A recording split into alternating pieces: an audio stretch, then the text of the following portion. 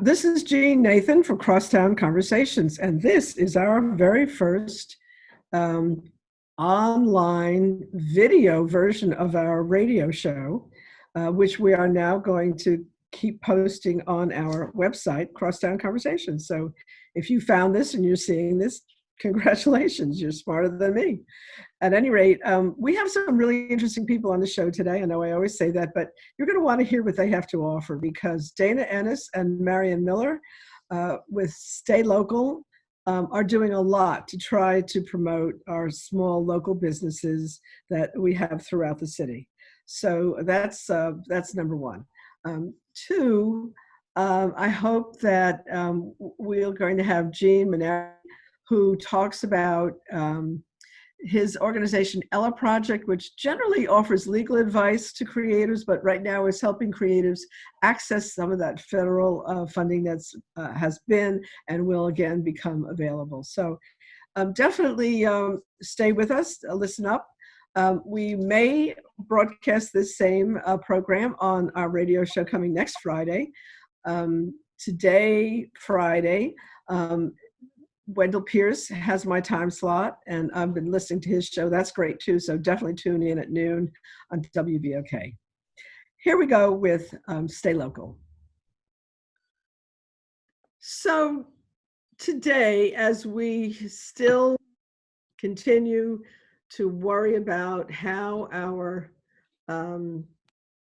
the numbers, the inevitable numbers we read about, the death rates, the new case rates, the hospitalization rates, and so on, all of us still have this really pressing need to try to do whatever we can do.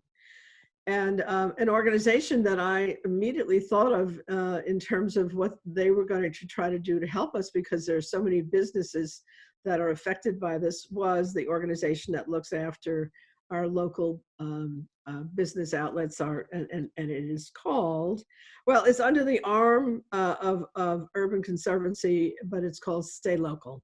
Dana Eness, who you see or you can hear, depending on how you're getting this feed, and Maryann, last name Miller. Thank you. Challenging to pronounce last name, yes. No, I have the worst name memory in the entire universe. Like sometimes I can't remember my own last name. So are with us to talk about StayLocal and generally speaking what it does, but specifically right now, how you are trying to do your share to help the situation. So either one of you can start and let's roll.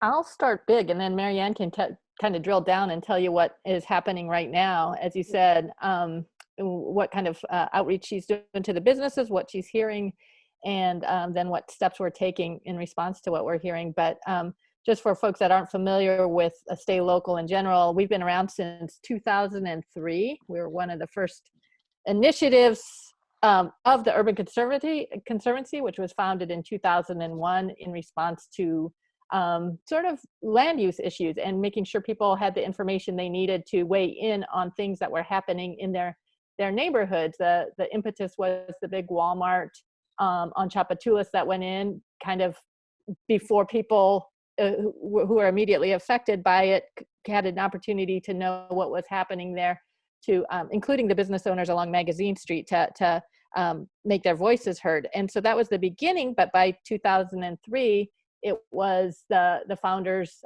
Jeff Coates and Melendez and others were like, we don't want to be the anti-Walmart people. So how can we embrace the local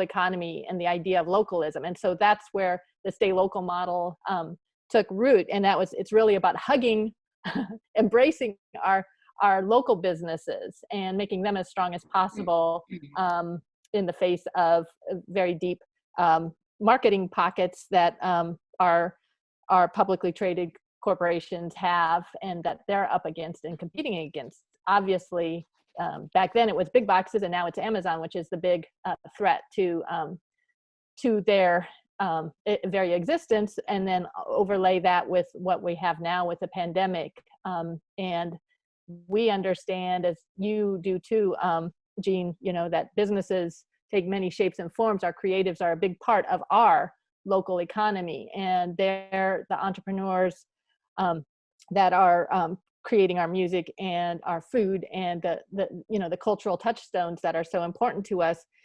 They're also our best employers, and they are very conscientious employers. And in this time during the shutdown, they're very concerned about how to run a business and keep their employees safe and whole through this process, to the other side, whatever that looks like, and to continue in whatever that new normal looks like. And so that's where StayLocal comes in terms of hearing what they have to say, and then turning that into whatever policy asks or demands that we're making, and whatever networking and educational resources that we create. So. Okay, so thank you for that. That's a perfect setup. Now let's go right into it, because a lot of that information that I'm hearing you're trying to reach out and secure from businesses that are operating, or at the moment, many of them not operating, or operating at extremely limited basis. What's going on? Well, business owners are facing a lot of challenges in terms of, do I pivot? How far back do I scale? What's my reach? What's my marketing effort? And then, of course, the other side of it, all the paperwork and everything they're having to do to apply for loans. So we at StayLocal, we've operated an online directory of local businesses almost the length of our existence, or half the time we've existed.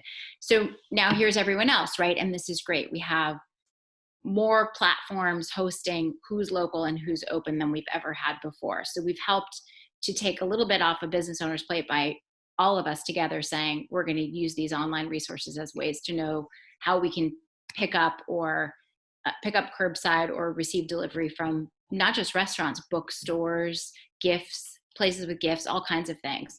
And then on the tactical side, hearing from business owners or reaching out to them to know exactly what's happening with their loan, and figure out if there's a way we can facilitate or help them reach and a level of assistance beyond just waiting. Okay, I put my paperwork in for the SBA EIDL, the disaster loan, or if they put their paperwork in for the PPP. So the levels of advocacy, and this has always been, a strength of StayLocal. We've worked locally and nationally. So with national partners, what can we say to the next round and the next round of assistance that helps it be more equitable, better distributed to minority-owned businesses, better distributed to persons who, are supported by the festival industry. We've seen a lot of support for the gig economy.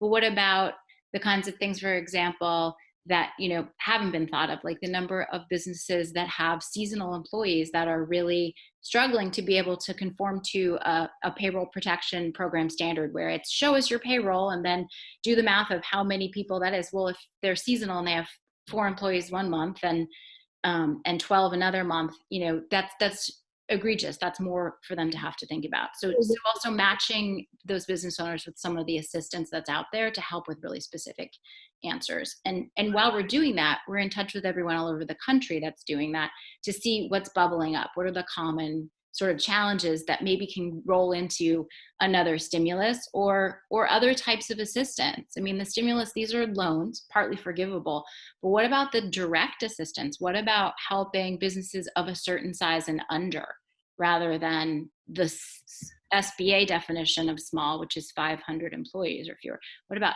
is there a role out there for helping a specific sector or a specific business? And those are some of the national conversations that we're contributing to. But it's everything from just answering the phone, answering emails, all of what we're doing.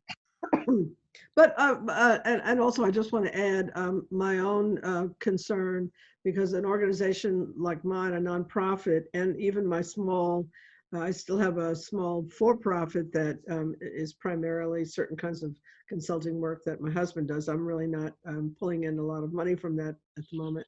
So what about those of us who work with nothing but contractors? That's right.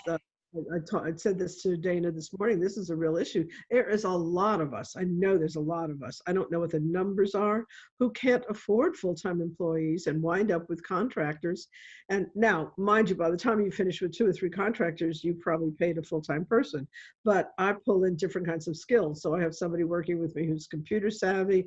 I have somebody working with me who does editorial work, you know, et cetera. But I couldn't do any one of them on a full-time basis. So just very specifically and personally, this is something that's on my mind, and I'm thinking I got a lot of company out there. I'm not the only one at all in that category. You're not, and it's not hindsight being 2020. This is a functioning, healthy way for your business to operate. It doesn't necessarily mean it doesn't mean let's rewrite this. It means let's meet people where they are. So if these top-down folks haven't seen this kind of work to the degree that we're all witnessing it, then it's more for us to bring this conversation up, let it bubble up at the Washington level of, okay, you know, and Goldman Sachs 10,000 Small Businesses has this data. They have, if you go to their website, great data on the number of businesses, you know, not just, okay, 500 and under or 100 and under, but also other subsets in terms of very small, you know, 10 and below. There's a high percentage of businesses that small in Orleans Parish. There's actually a slightly higher percentage of businesses that are small, 20 and under in Jefferson Parish. So these are things that are being ignored or not cast enough light on nationally. But it's also interesting for our personal context, right? To be able to say in an atmosphere where we are dependent on our culture bearers and our artists and the ways in which our festivals are unique in their own, each in their own way, because of some of what this contribution is from people who are self-employed or who use contract or are contract employees for others.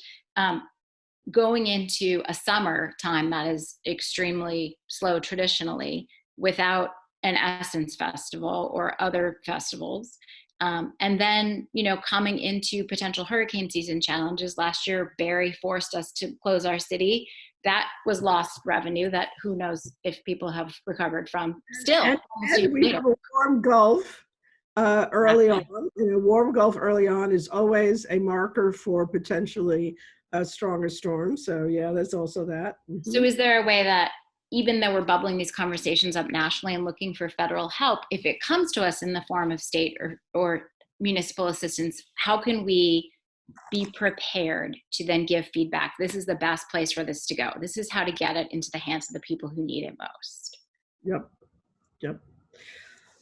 So looking forward, also, so we have the what we're going through at the moment, and I'm having trouble understanding why it's so hard to make the connection between the awareness that we have what we call a gig economy increasingly nationwide, and not just in hospitality and culture and some of the obvious places, but major corporations have been looking to the idea of giggers as a way of getting out of paying health benefits and insurance and all of that. So this is a trend that's operating at many levels, not just at this smaller business level. So what's so hard about understanding that if there's a big gig economy, that the organizations that have been hiring the gigs are highly impacted? And again, they're not employees, they are contractors for the most part. Giggers are contractors. So I've been thinking, in general, what I'm finding is that this whole COVID situation is pulling back the curtain on a lot of factors in our economy, in our society, in our political world, that we kind of knew were there, but weren't focused on. We were just going about our daily business. But now we're saying, oh, wow, wait a minute. The death rate is 60%, 70% of lower income Blacks is that much higher than what the rate is in a more middle-class white community, which is more like, I don't know what it is, 20%. I don't actually know that number. I know more at this point, the number of people who are really suffering and dying. So that's one thing, that's the most egregious. And then there are just, the recent fact, I don't know if you've heard this one, I imagine you have, but that people in highly polluted areas are 15% more likely to die from COVID than in unpolluted. So that's another very interesting factor. And then for us, I think this whole question of our reliance on the petrochemical and hospitality industries, rather than having a more diverse economy, is another really important thing that we kind of have all known about, but we certainly didn't focus on it as something that we were trying to change. I don't think any of us thought we could change the reliance on petrochemical. Well, now that it's minus, whatever that means, that is so confusing. How does the COVID situation, both while we're in it and as we emerge into later phases, because I can't say when it's over, but just later phases, how does that affect us? Is this a moment in time where we could actually push our political leaders to think about, well, maybe we shouldn't be just giving away incentives to the petrochemical industry. Maybe we should be incentivizing the creative industries, for example? Sure. Creative industries, small manufacturing. We saw Dixie Brewery come back. There are improvements there. We have at StayLocal a really great opportunity in that we work with entrepreneurial support organizations. So, I mean, I think there are many strong but just small groups of people thinking what you're saying, Gene, thinking the same, which is diversify the economy. Is there a tech company here now that we can throw support at to help it be what it can grow into? Manufacturing tests, or the biotech that we have here. What can we do to help those companies so that diversity that you're talking about among the types of businesses is broader? And those are some of the silver linings we could see. But yes, the question is, I guess, how squeaky those wheels are. Who, how those people, as they're running their businesses, are then also having to advocate for themselves as the business owner, and that's a challenge.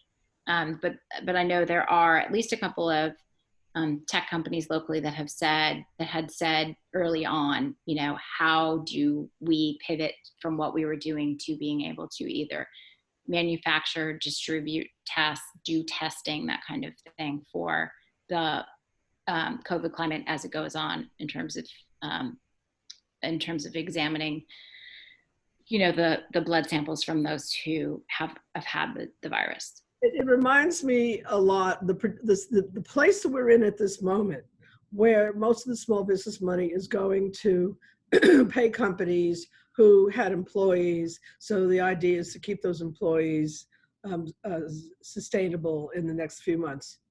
But this reminds me a lot of in Katrina, we were up against FEMA regs, which said you just all you could get money for was to return to what was before. Remember that? Mm-hmm. We weren't allowed to do something. We weren't allowed to put our money into a new kind of architecture, a new kind of infrastructure, a new kind of business. We had to go back to the old. Now, those who had the influence, of course, always can get around the regs. So there were people who were able to get money to do new things, but it wasn't your average Joe on the street. It wasn't your average company. So this reminds me so much of that phenomena. Return to normal? Never. It's not going to happen. So how do we, you tell me, what are you guys doing, and what can those of us out here who are not necessarily in an active organization doing what you're doing, how can we help resolve that policy mistake, basic mistake?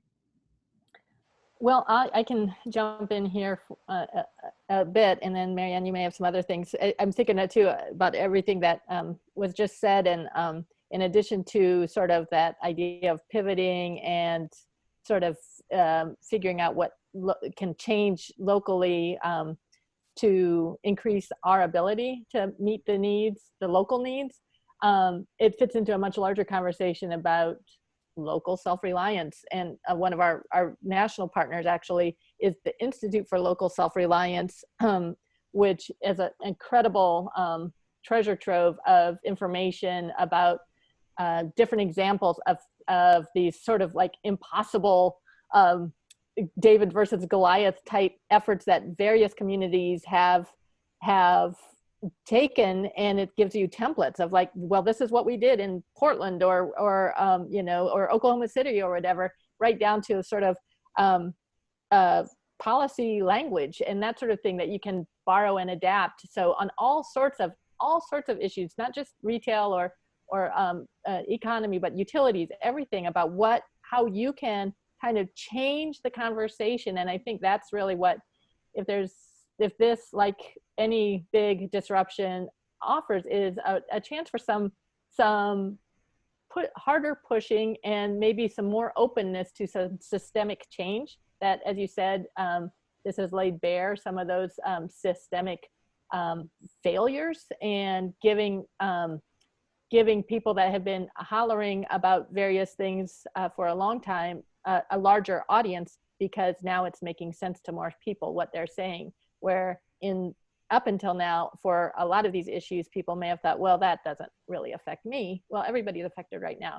And so there's this openness to hearing these other ideas. So, but what it gets down to, Gene, is that kind of, as you know, is like that tedious work of actually changing what the language says at the municipal, state, federal levels to level that playing field.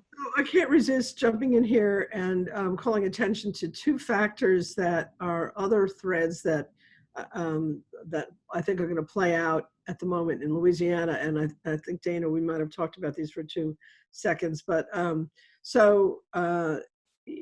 we're having, again, a moment of revelation in what's happening with the petrochemical industry, this idea of, minus value of oil because there's just too much being pumped. And so all of a sudden, it's not just the entire economy of the petrochemical industry that's collapsing.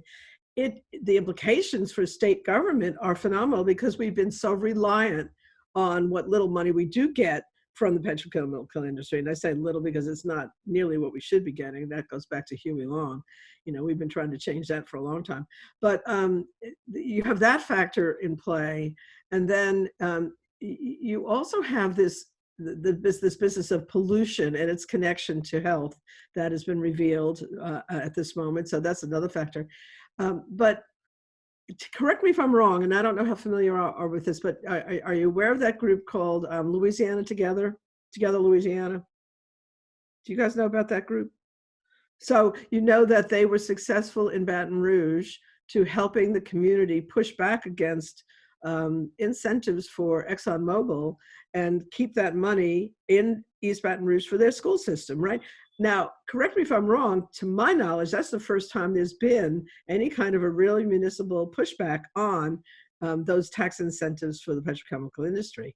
And then in St. John the Baptist Parish, there's been another related, not exactly the same situation, where the people in the neighborhood say, wait, we're going to give you tax incentives to pollute us? Wait, that makes sense.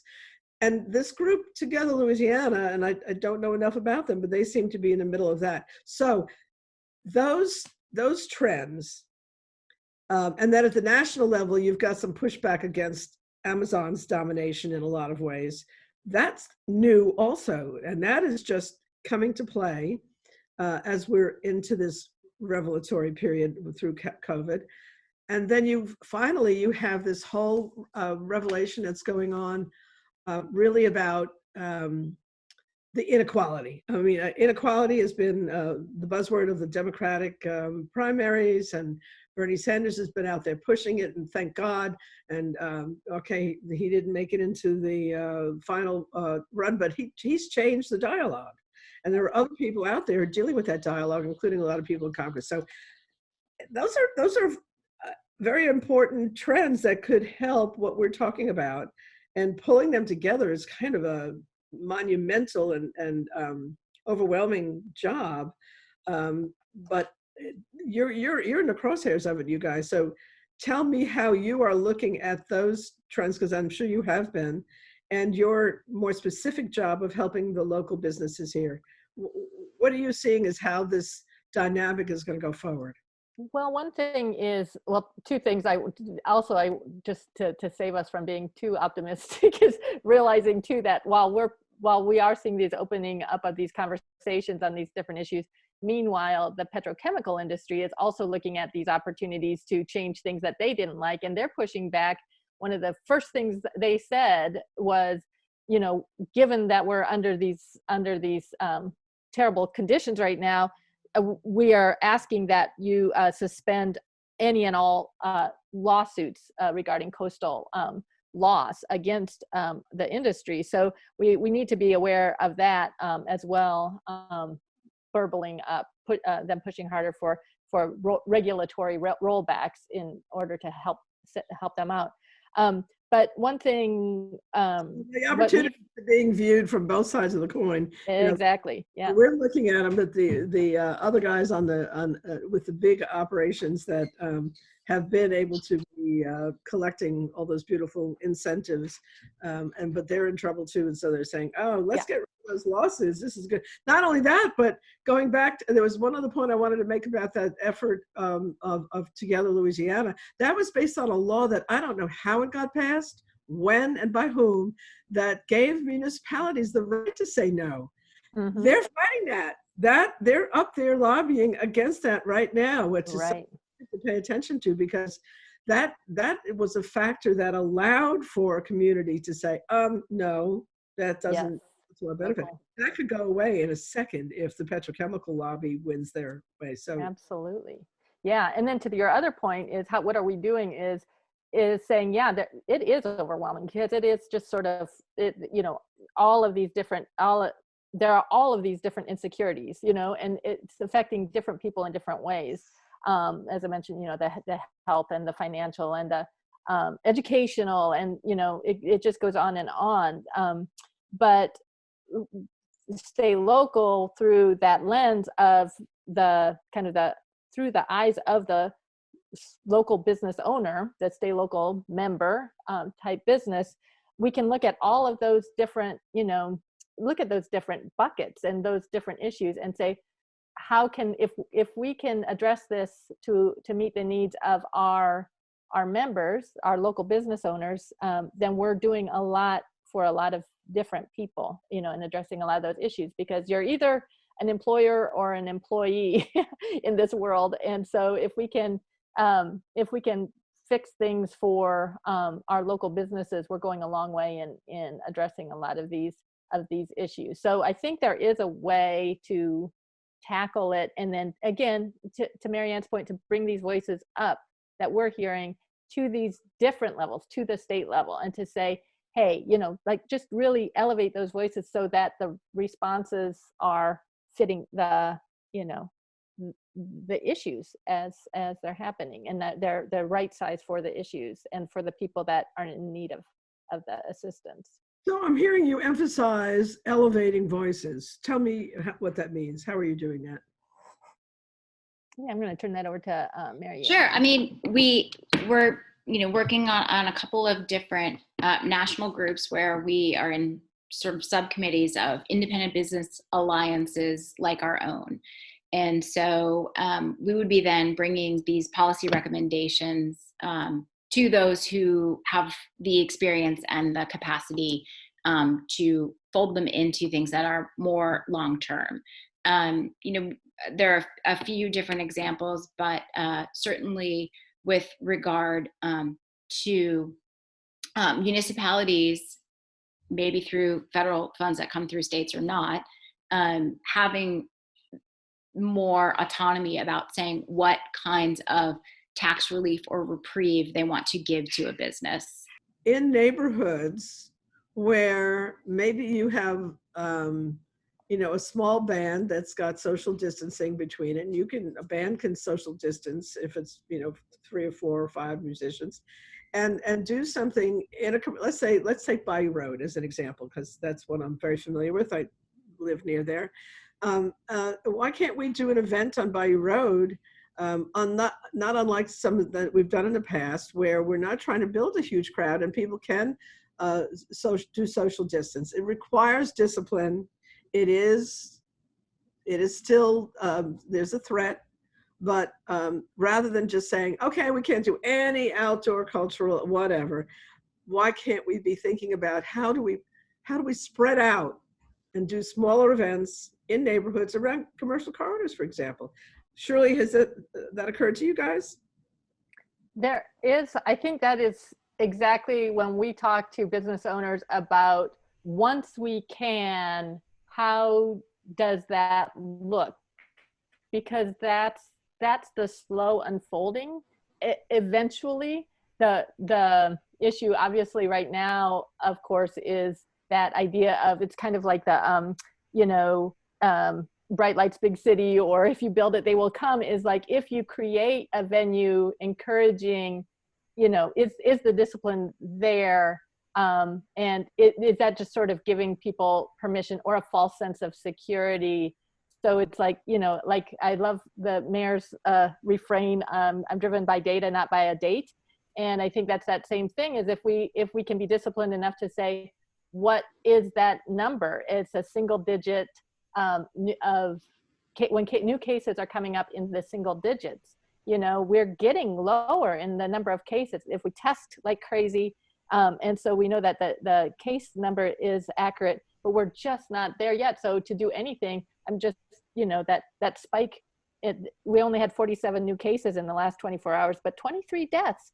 And if you go back 2 to 3 weeks, it's like, when was that? That was Easter. And people did start feeling like a little bit like they couldn't resist, and so we just, it's a correlation that I'm just drawing in my own mind, but those are the sorts of things where, once we give ourselves an inch, can we make sure we're not going to end up taking a mile in terms of that permissiveness, especially if we have like a little beer, a little wine while we're out there listening to that music while we're social distancing. It's like, I don't know that we're ready for that yet, but everybody's mentally ready. But I'm certainly not suggesting that this is something that happens anytime soon, but I think that people are horrified at the notion that we can't have any festivals in 2020. Absolutely. I love what though, I just love the kind of the vibe that's coming out from WWOZ with its like festing in place stuff, and the 8 hours a day of the best of the fest, and that sort of like communal festing, feeding that. I think that's just are you really saying festing or testing? Festing in place. The Jazz Fest, the virtual Jazz Fest stuff that they're rolling out is really wonderful, and I'm I think a lot of people are like, yeah, I can get behind this, and I can look forward to this. This is a cool alternative for the time being. Again, we do also have some things that are unique to who we are and what we do. We have front porches. We have places that we gather that are large, really large, and not every community has these natural. I go to City Park every day. It does not feel crowded. People are absolutely respectful of one another. And when you think about some of the festivals that have started in City Park and had to move out because they were impacting the park, commercially in possibly a little bit of a negative way on the park side in terms of the park's maintenance. We sort of are having an accidental festival every day in the park in a way. But we could just start with front porches, and it's still a way to get people back into practicing commerce. If we say this neighborhood on whatever day, everyone's, front porch sitting, and there's a theme, and like you say, Gene, and there's a band way at the end of the street where no one can go.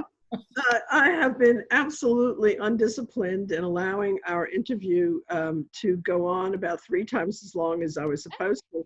But I kind of felt that this was an important conversation, and I'm happy to change the format of my show to accommodate what we've been talking about. But before I end it, I do want to, and we'll have plenty of opportunity to come back and you can update me on what's going on, and I really would appreciate that, because this is the heart and soul of, I think, how we need to be thinking about the city going forward at so many different levels. But if I could ask you for your closing thoughts that I did not provoke during our conversation, and then kind of maybe give me a little bit of a tip sheet on things we should be looking towards coming up in the near future. And then I will, as I said, for one thing, I may actually run this as a podcast this week, as a video. I don't know what you call a video podcast. There must be a word for it, but I'm going to get this out as a video. And then maybe I'll edit it for radio. We'll see how what we do with it, but we're going to do a lot with it. So closing thoughts. Well, I would say my two thoughts are the businesses are open, and they have figured out ways to safely continue to transact and to keep people on the payroll. And if you are looking for, and it's not just the food, but the other stores as well, definitely check out StayLocal.org's directory, COVID directory, and businesses, if you're out there, make sure you get on that directory too, so people know where to go. We've got some spots airing, and we're just trying to encourage people to remember, you still got Mother's Day and graduation gifts and all of that stuff coming up. So shop local for it all. Thank you. Maryann? The effort that has come nationally from hearing all these local business owners' voices and those voices of those who support them can continue to be followed. There was a big uptick because we were fighting for those additional funds for the stimulus to small businesses, but follow the hashtag #SmallBizNeedsNow, because whatever small business needs, we're trying to channel it through the same thought. Small business needs are coming from the small business owners through this hashtag #SmallBizNeedsNow. So whatever day it is, if you follow that hashtag, you're going to know what's going on right now for small businesses. And biz or business, small biz needs now.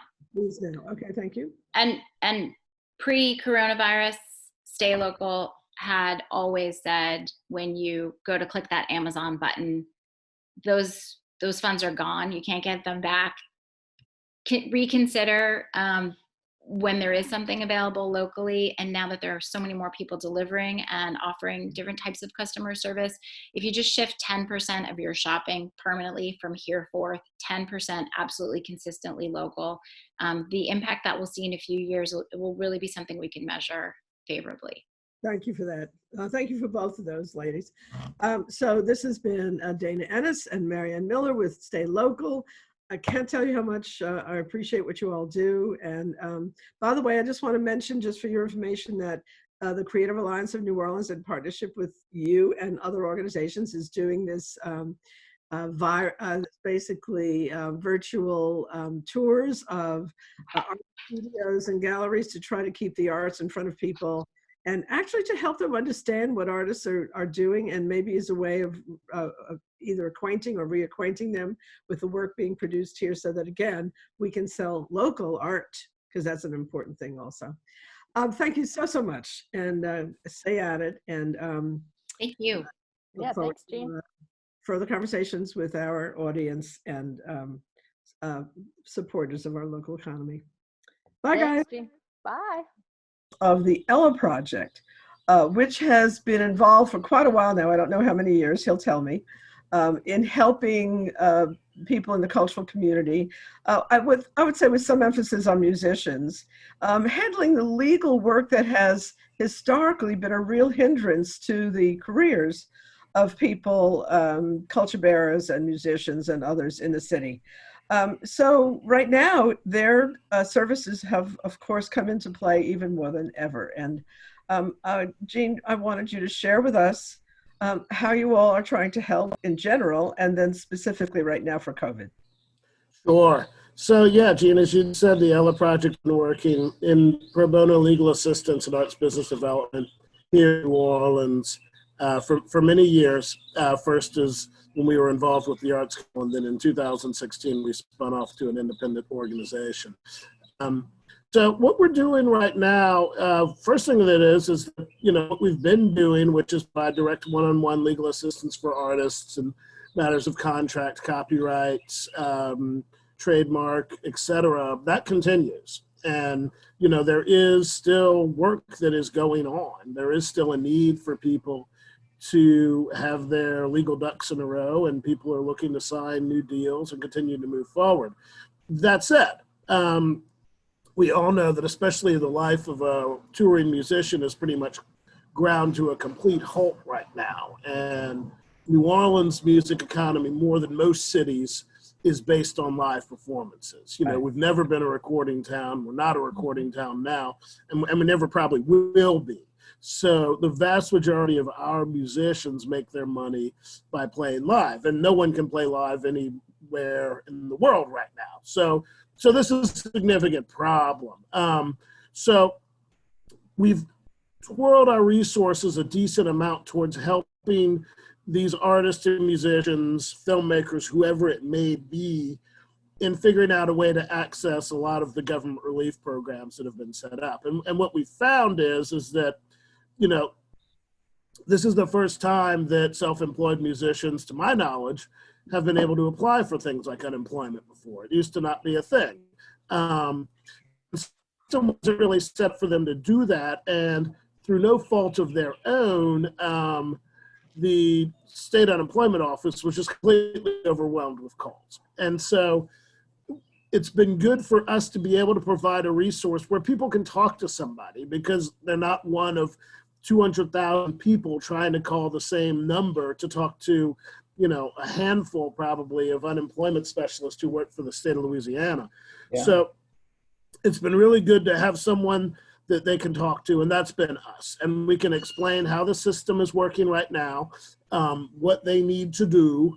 For people that haven't had computers, you know, we've taken it over the phone. That's the other thing. You have some of our older musician populations, they were used to going to libraries and checking their email at the library. Well, they can't do that anymore either.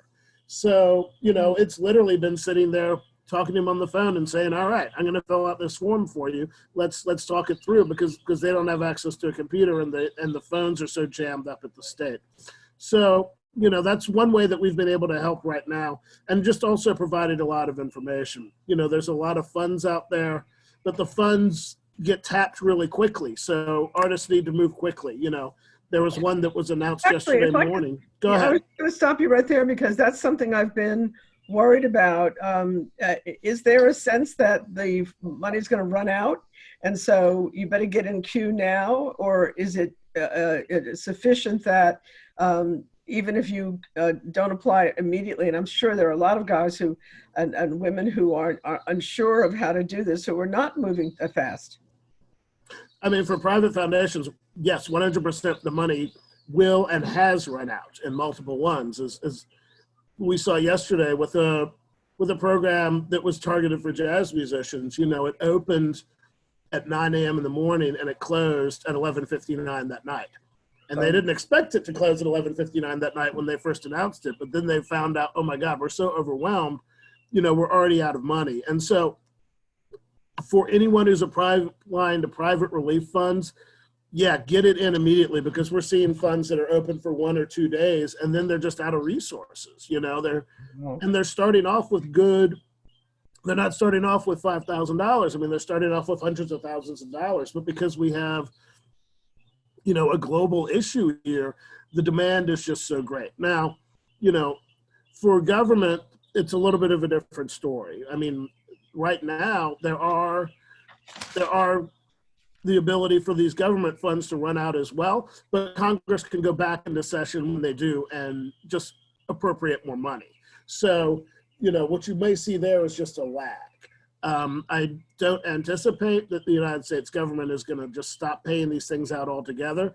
But when they passed the CARES Act, I mean, they did put caps in there, and those caps are going to be reached, and the demand is going to exceed them. And Congress is going to have to get back in and do a supplemental to that. But when they do that is an open question. So yeah, my advice to everybody is don't delay. Get it in now, and just keep at it. And if you need help, we can help.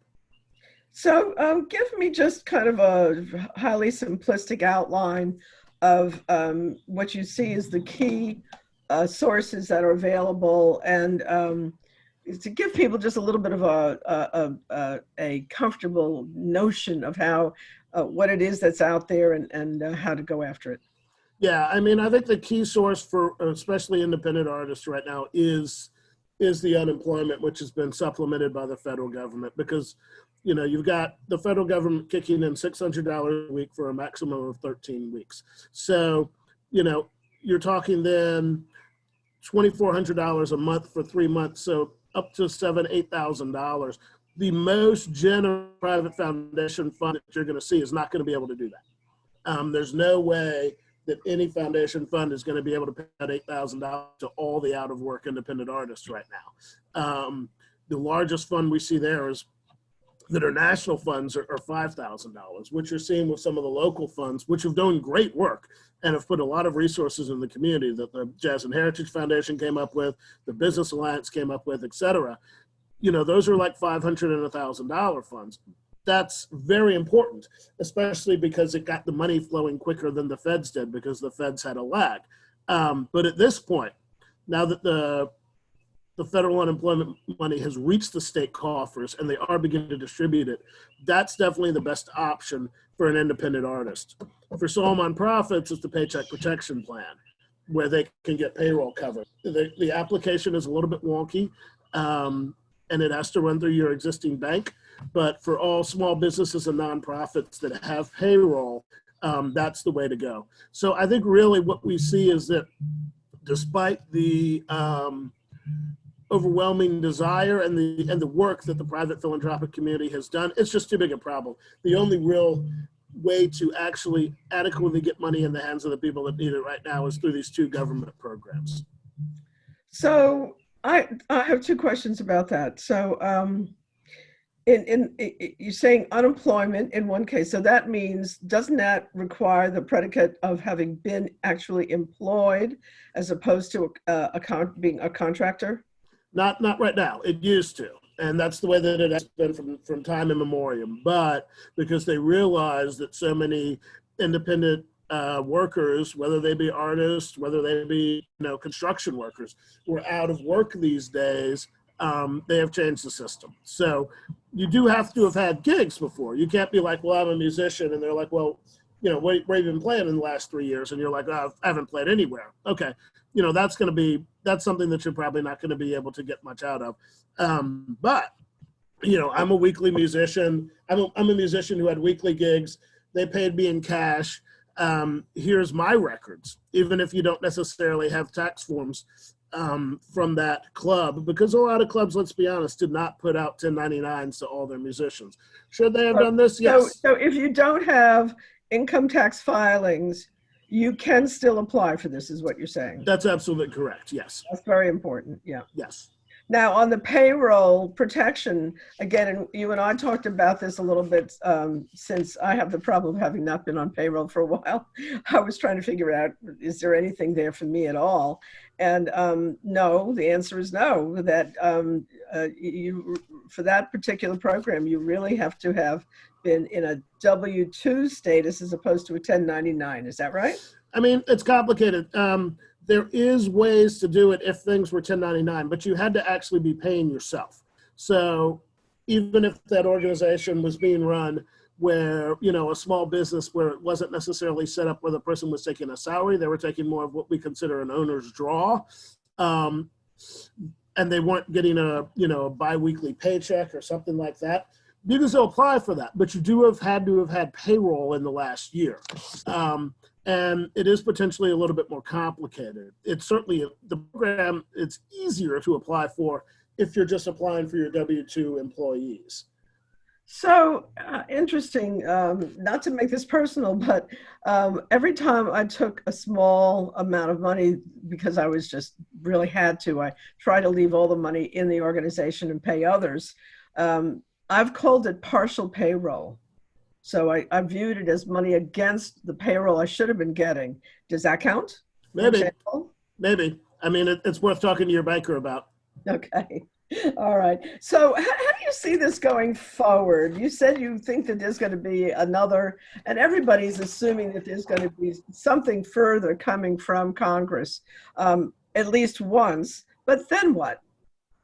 How do you see this?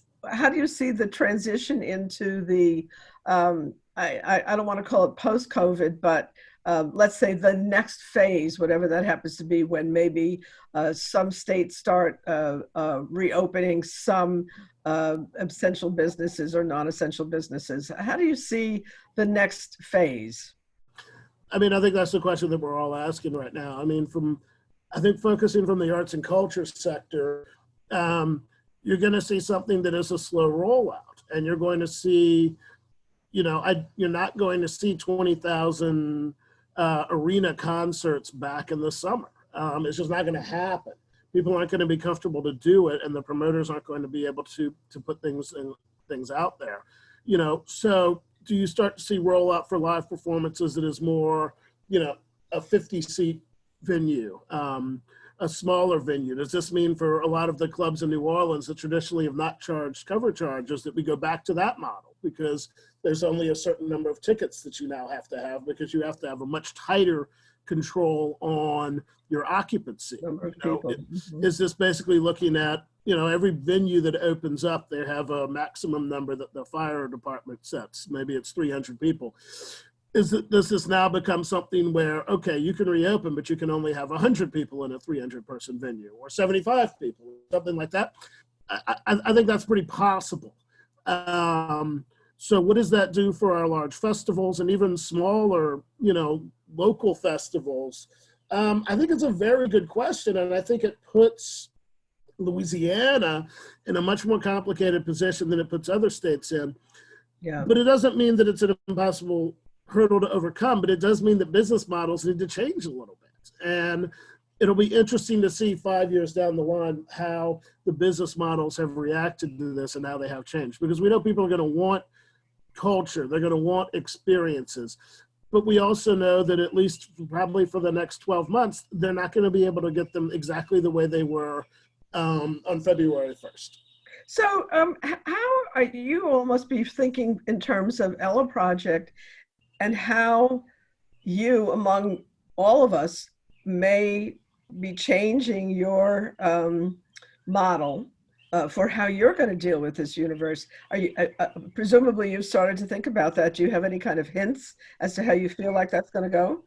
Well, I think every organization needs to be really designed to be flexible and agile, and ours is. I mean, we were started a little bit before Hurricane Katrina, but only about 6 months before. And so we really did a lot of growth in that post-Katrina period. And at that time, shifted our delivery of services model a lot. And I think that we're going to see that happen again, whether that is transferring to more information going online, which is already happening. We already have workshops and webinars that we're doing online, whether that is more just direct services like we talked about earlier that aren't necessarily 100% legal based, like helping people fill out these applications who don't have access to it otherwise.